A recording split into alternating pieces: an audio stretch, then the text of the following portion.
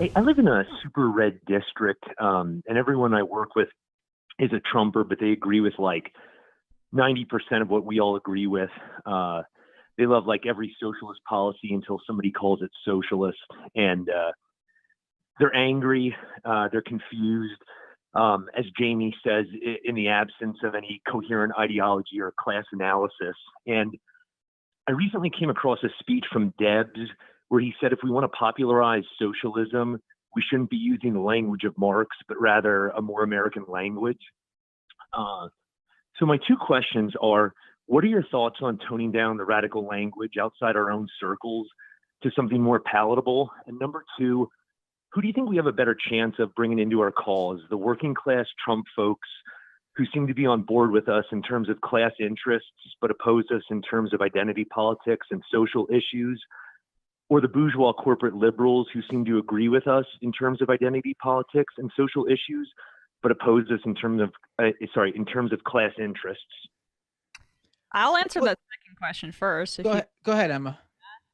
Um, I I hate saying this because, a lot of, I think after 2016, a lot of my theory was, if the Democrats had really just focused more on economic issues, that maybe they could have brought some of those Trump supporters over, and maybe they would have, a few more would have come over if Bernie Sanders had been the nominee. But as the Trump coalition became more and more conspiratorial and insular, I think we have a better chance with centrist libs than we do with the diehard MAGAs at this point. I think it's become a purely emotional release cult that is fixated on, social issues and the culture war. And we're seeing that even somebody like Joe Biden can back a fairly expansive stimulus package that would have, made Obama sweat through all of his clothes because it was way too big, just because it was just, giving him a ton of anxiety, I guess that was what I'm trying to say, back in the last economic relief package, because they're so substantively different. So I do think the libs probably easier to win over in this area. As for your first question, if you're talking about the language as in, theory in general, yes. Like, I don't think Marx is hard to read. Like, I don't think it's difficult to read, but in terms of like having a discussion with someone about, a theory, or, going at them at a philosophical level, if you're trying to convince them at some sort of point, I think that doesn't really, most people aren't really gonna respond to that.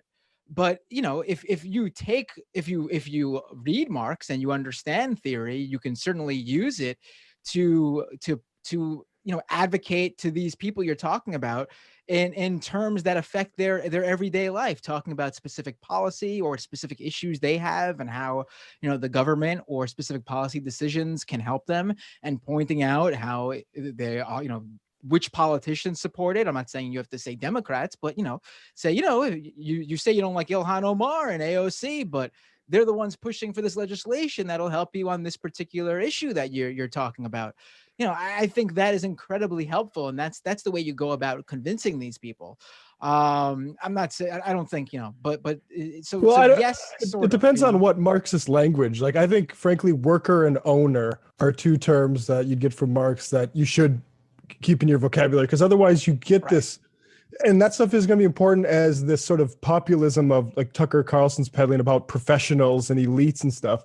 Like, I think it's important to keep your eye on some of these balls. Those aren't like radical terms, I guess. And I think some of the signifying is meant to be, service people as individuals or brands. But I don't think I would hesitate against shying away from too much of that, because I think it's going to be important. Right. Oh, if I can jump in here real quick. I mean, I would say, just it depends on the person, right? If you're asking for a one size fit all approach to everybody, I think you've, maybe gone too far, because ultimately what you're trying to do when you're trying to convince people, in my opinion, is, find the middle ground between your experiences and their experiences and lead them back to where you're going, right? So whether or not you're putting it in the language of Marx should depend on whether or not they understand that language. And if they don't from this big, if they don't from the beginning, find out what language they do understand, put it into that language, and then lead them back to Marx if you have that kind of time. And to that effect, the second part of your question, who is it easier to influence? Far right conservatives or centrist libs. That really depends. I think those are pretty broad swaths to cut because ultimately it's more of a personality and psychology thing. Some people mind flood themselves into becoming, zealots for any number of things. There are plenty of fundamentalist liberals who you might consider to be closely aligned to your ideology, but are just not open to anything different than whatever Democratic Party is telling them. Say on the same vein, there might be people who voted for Trump who, are open to voting, switching from Obama to Trump to Biden for whatever reason. But that's something that you're going to have to actually parse out with the person or with the group you're talking to, I think. So, from my perspective, I try to avoid making large swaths of pronunciations about the best way to talk to people, because even when you have a podcast or a platform, you're still trying to put out targeted messages, I would imagine, before you end up with a brand or a message that's just too broad to be worthwhile. And that's how you end up with the Democrats, essentially. So I mean, I would just say if you're interested in the people you're talking about, you just got to find out what language they work in, speak to their problems. I think that's where Bernie found success, not necessarily in calling himself a social democrat or a democratic socialist. It was saying, okay, here is what's going on in your life and here's how we can make it better. And also, if you're interested, here's why it's happening. Right? You have to just take things in layers. Yeah, I totally agree, and I think we have to meet people where they're at and deal with them on an individual level. Could I also make one last comment specifically toward Matt? Which Matt? You, Matt Bender. I don't know if I should let you, but okay. No. It's all good. You're doing an anti-mask episode tonight. Is that correct? Yes.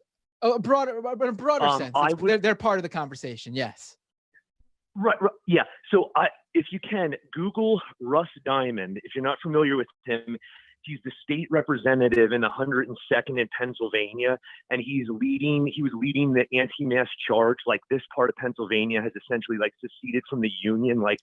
Our lives did not change at all during COVID. Nobody wore masks, and I would just look into him. You'd find him interesting.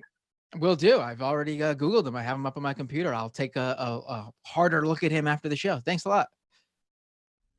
All right. Thank you. thanks so much. All right, guys. Is there another piece of sound you guys want to get to specifically, or should I take another call? Let's do another call, and then we'll get to some more sound. Sure. 260, what's your name? Where are you calling from? Oh, I'm actually in today after 3 months. Whoa, 3 months trying to get on this show? Wow. Yeah, it's the middle of the day and I'm working, so I try and take a second off to make a call, but it doesn't always get through. That's all right. I was calling in for 2 reasons now, just because it's been so long. But number one, I want my shofar. I graduated with my PhD in pharmacology. I'm gonna undermine all these bougie petite bitches. Do you got the shofar handy? Yeah, I want my shofar. I do not. I'm sorry. That's damn. I think I could give you something on my end. Maybe it's not going to after 3 months. It's not going to be a shofar, but I got something. I don't know if you'll hear it. Let's try. Let's see. I'm sorry. Wait. Hold on. Hold on. Did you hear that? Hold on for the shofar. Yeah, dude. It's blowing down the walls of Jericho. Emma's gonna go to the soundboard. See if she's actually running over to the soundboard. All right, why don't you while Emma's doing that, why don't you get to your next question? Oh, there we go. Oh, so that's so cool. I'm psyched. It's cutting in and out because Emma doesn't have the same capacity of breath like Sam does. She really can't give the shofar a full. Did you hear it? It played, yeah. It was just cutting in and out for some reason, but it played. Yeah, absolutely heard it. Nice. Yeah, that was awesome. So this will be really socially awkward, but are you guys hiring? You're calling on during the wrong time. You got in 3 months trying to call this show, and you happen to call in when the one guy involved with doing all that isn't taking your call. So you're gonna have to call back, buddy. See you in 3 months. Pharmacology Oh, man. PhD might be just a bit. I'm You might be a bummed little overqualified to produce a podcast. He wants to make custom Well, pharmaceutical it's clothes like, for the it's majority really of weird crew. because was that? a lot of the work that we're doing now, especially after COVID, they want to take people in these funky remote positions on like short-term contracts. And just because like the mathematics and stuff that I'm involved with, because I actually, like my job specifically is to make pharmaceuticals safer, cheaper, more effective. And they've just been like housing me at home, and they don't give me enough work. I have like nothing to do all day. Sort of. I mean, But anyway, well, yeah, it's all th- th- good. I can th- try and th- get back in. Thanks for the call. Appreciate it. Glad to see the perseverance pays off. 3 months calling into the show, and you finally got on. There's a little hint, by the way. If you're ever trying to get into I'll call into the show, at least for a Thursday, and you've been waiting that long, DM me on Twitter and say, "Hey, this is my area code. Excuse me. I've been trying to call in. I'll take your call. I don't want people waiting 3 months to try to get on this show. They never take my call, just so you know. I have to be Well, that invited. we see that area code, and we know to skip that one. I figured it was because, I was born in Fort Wayne, Indiana. I heard the last caller repping Eugene V. Debs, by the way. That's sick. I thought There we only go. Indiana people really knew about that. But I thought you guys saw the 260 area code and thought, that's a bumpkin. I don't want to take that. Wait, did you just say you only thought Indiana people knew about Debs? Yeah, he's like a local hero around there. Well, he's a little bit. I mean, I know he's a local hero there, but I think the guy ran for president. So I mean, he's not like an unknown. Yeah, Okay. maybe. I guess so. I went from Indiana out to Iowa, and people certainly don't know who he is here. Yeah, that's true. All right, let's. Well, thanks for the call. We're gonna move on and get into some sound. Thanks a lot, buddy. We'll take your call. I'll notch your area code in my head for next time. I've So you never don't have been to to wait another 3 Indiana months. either. What's that? I've never been to Indiana. I thought he meant Debs, the movie from 2004 with like Devin Aoki and like Jordana Brewster, the spy, like the fake spy film. Probably didn't see it. It's really bad.